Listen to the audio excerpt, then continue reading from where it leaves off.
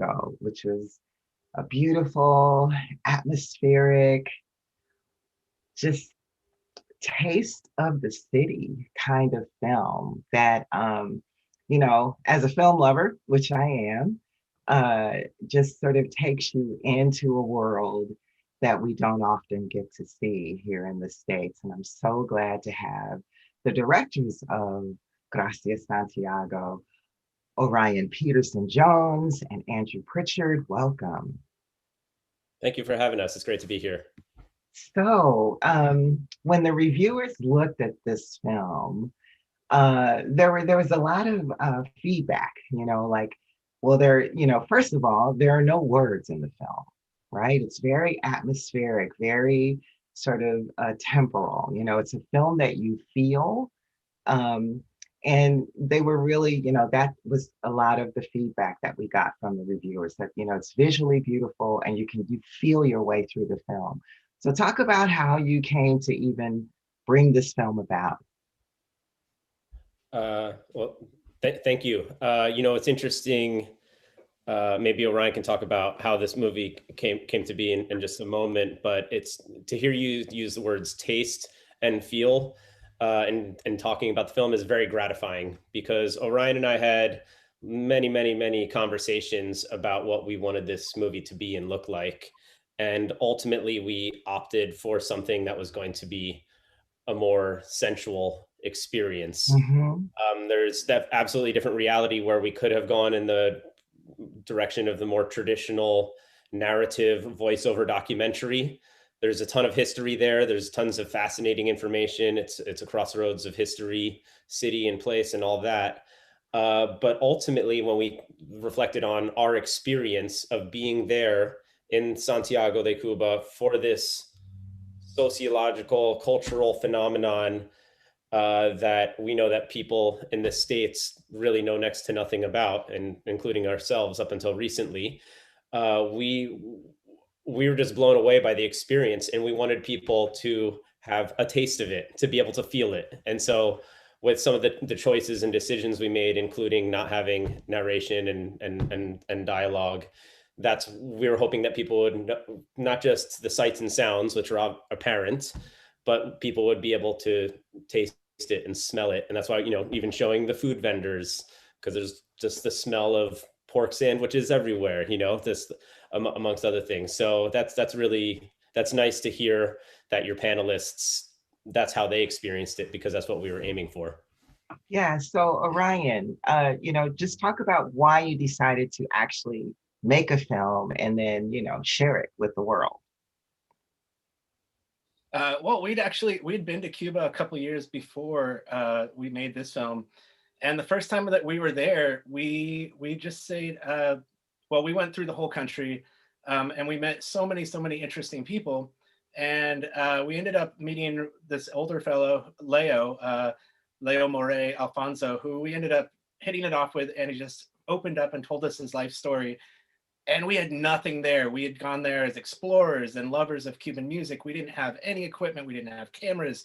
I had a tablet.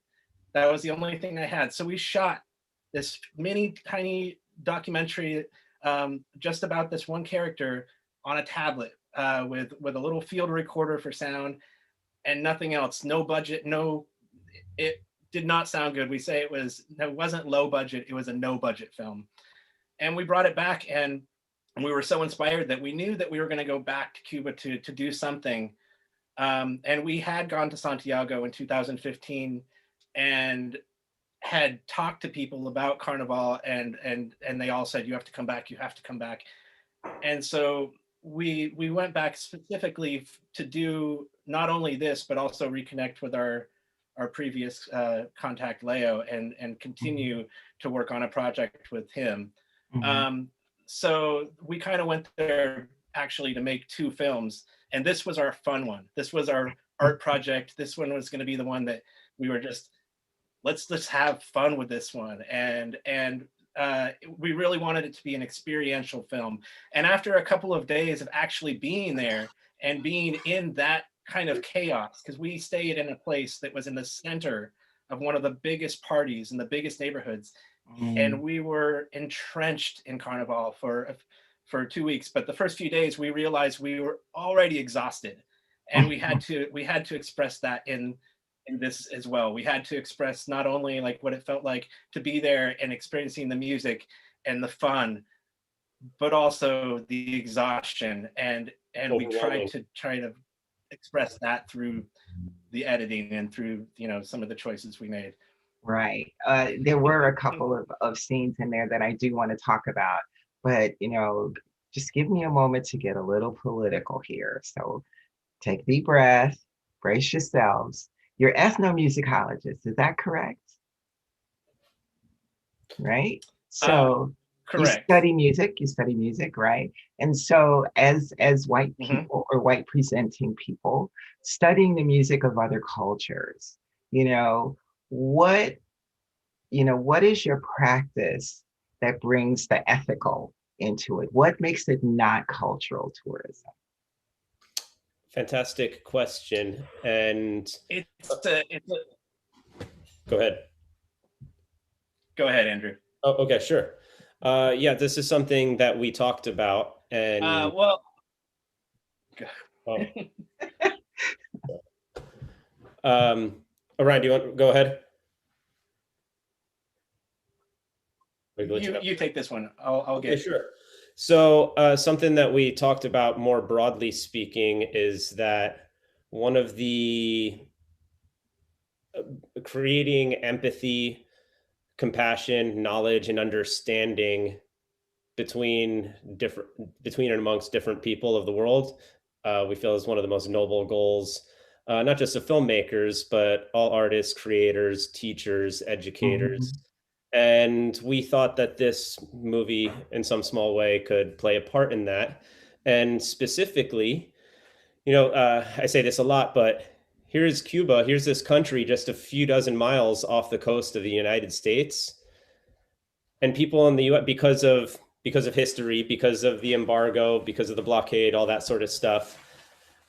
That's essentially a next door neighbor across the street that Americans haven't communicated with for 50 or 60 years.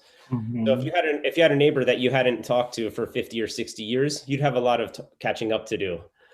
So our thought process was, well, let's show some of the just one of the many beautiful cultural riches of this country, and also help to demystify it as well, because people know so little about Cuba. They know maybe some of the isms and the way it's been demonized by American corporatist media and all that.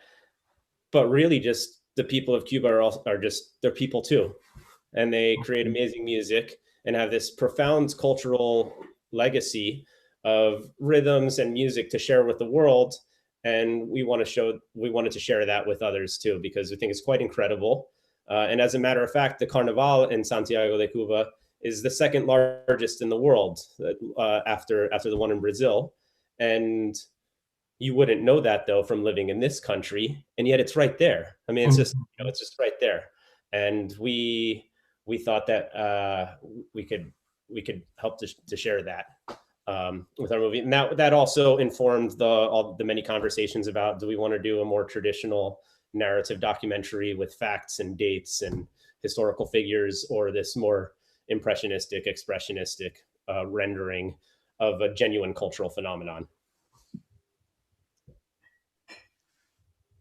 Andrew? In regards to ethnomusicology, ethnomusicology as a field of study, it has this reputation for being pretty stoic and kind of locked in like this educational, like, and definitely, like, I would say that it just tends to be, you know, older white guys or whatever, who are kind of running that, or who always have.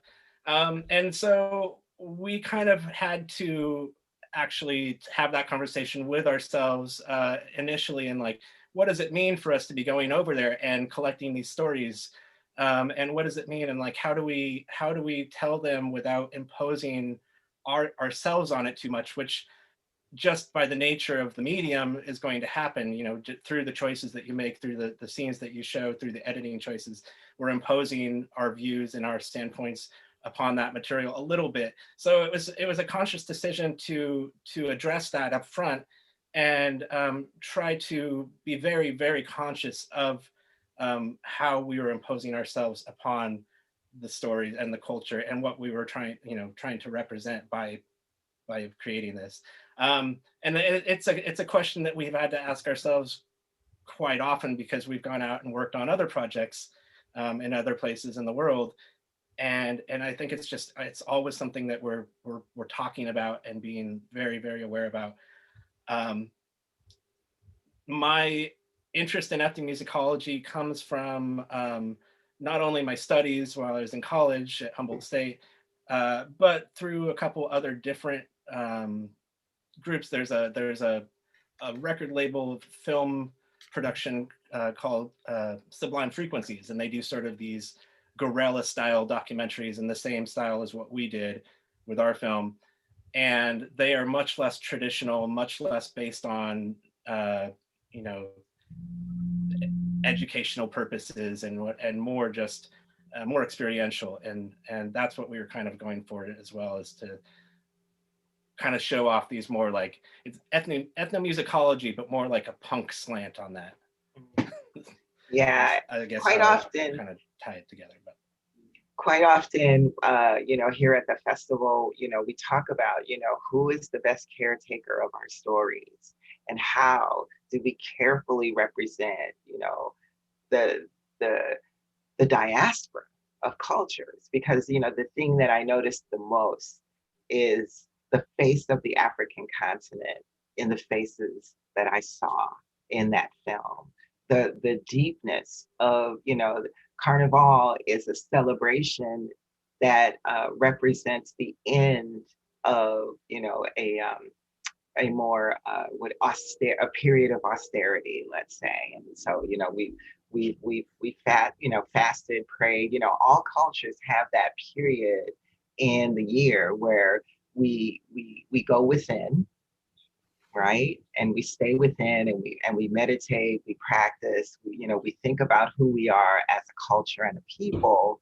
And then at the end, we party like it's 1999. And, I feel like Carnival also represents that. And to see, all of the different phases of how that is represented, from the food to the conversation, to the faces of the people, to even the bringing in the political, and celebrating Cuba as a country and a unit, just all sort of were very well presented, and I thought the film did a really good job of representing that. And in that, there were a couple of scenes where you sped up the motion, and so you got the rhythm of all of the people that stopped. But you know what? I found myself most looking at the two women who were talking while the world was sort of speeding around them. And just from a storytelling perspective, I found that just really just riveting and super captivating. Can you talk about the intention around that?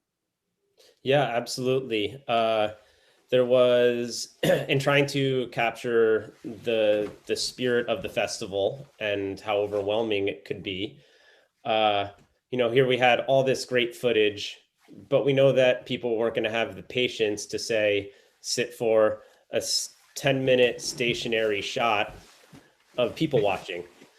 But as a matter of fact, the people watching is one of the best parts of the festival, and not just us as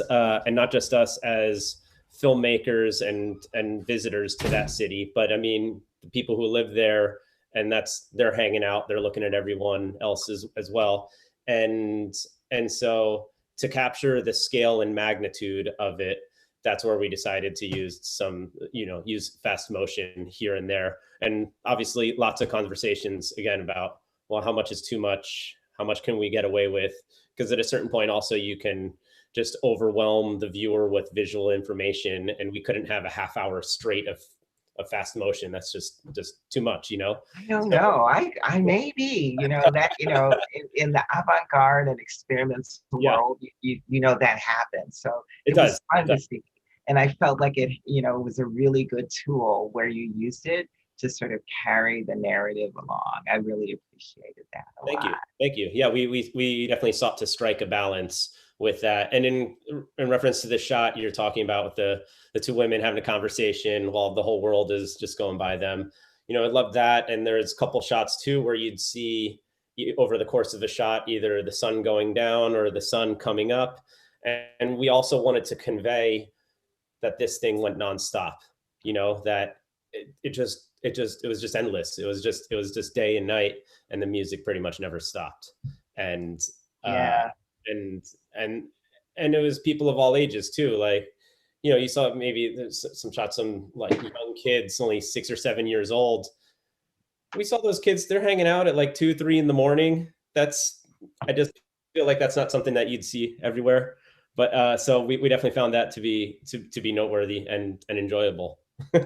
Yeah. So, there was the one piece in there where and I'll probably pronounce the name of the song, but it's a well-known song, the Guantanamera, right?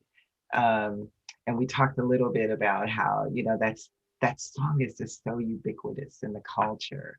But to see this particular arrangement juxtaposed with the visual of the women, and I almost, Orion, you had said, I know that song, that song is familiar. I didn't recognize it because I was so busy looking at the visuals, right? And I was like, oh, that's that song.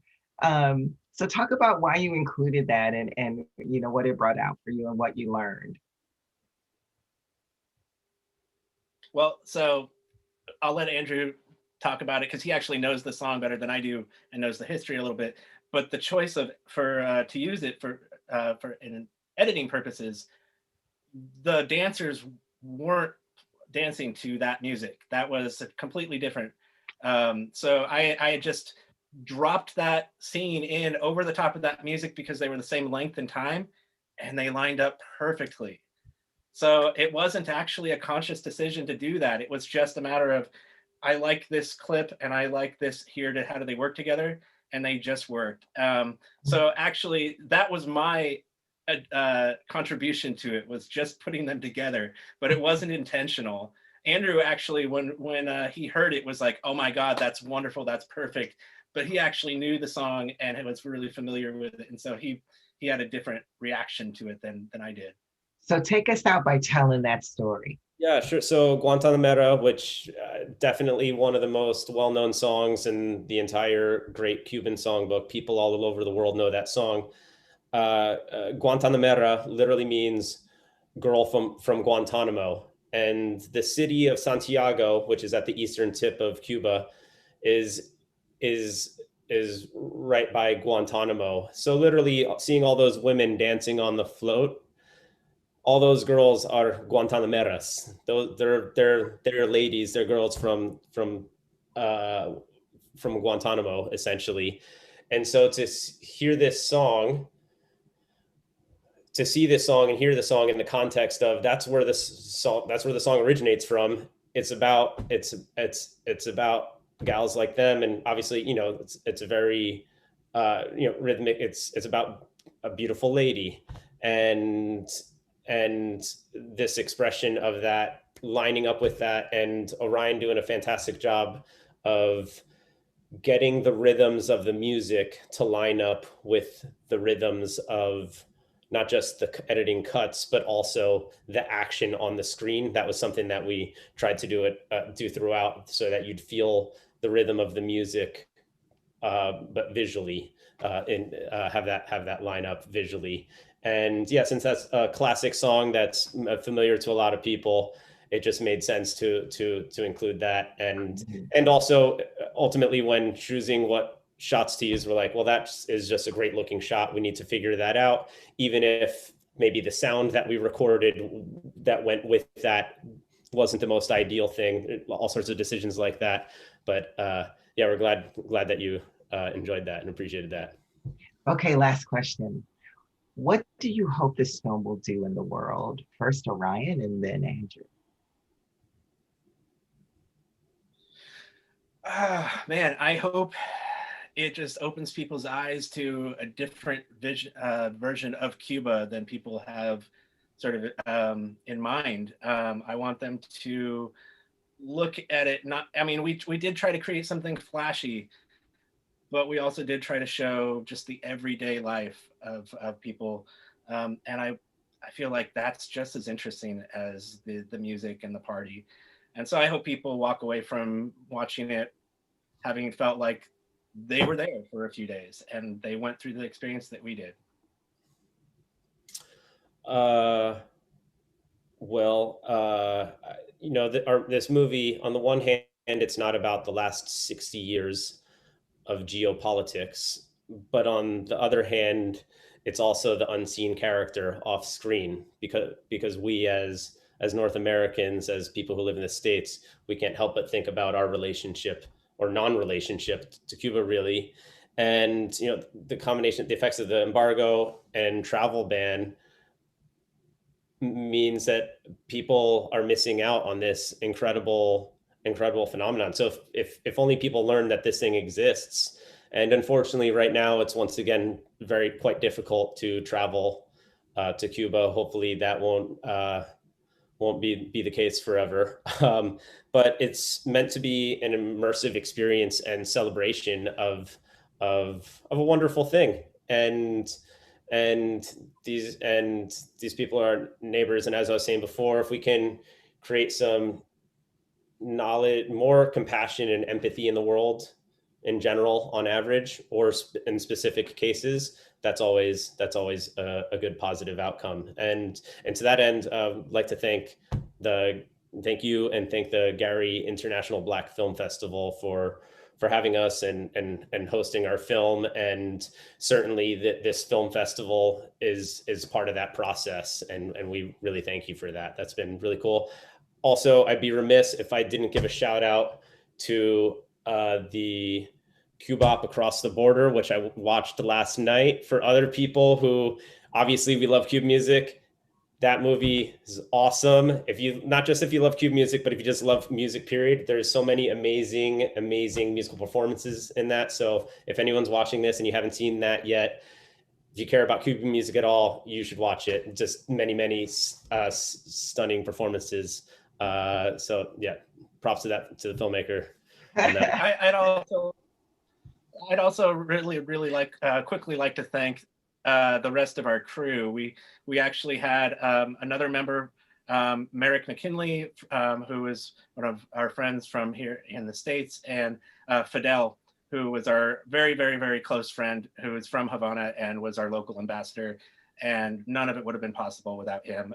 He's one of our closest friends, and he made it work. He made it happen for us. And also to Anya, who was our who championed us at the Ministry of Cultural Defense, and she's the one who opened doors for us, got us press passes, and got us, so we were filming on stage and in the streets and from rooftops, and none of that would have been possible without her. So I just want to say thank you to those people who helped make this possible as well.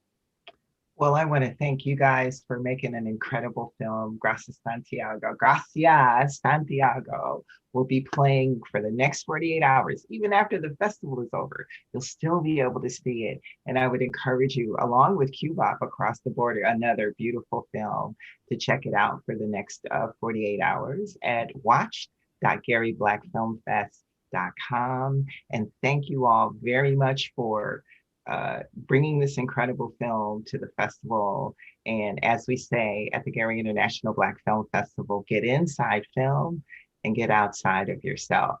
Now stay tuned. We're going to come back live at 6 o'clock for a big old party to celebrate and say, and put a pin and close the 2020 10th anniversary Gary International Black Film Festival. Thank you again, Orion and Andrew, for Gracias, Santiago. And we will see you at 6 o'clock Central. Yay. Thank you.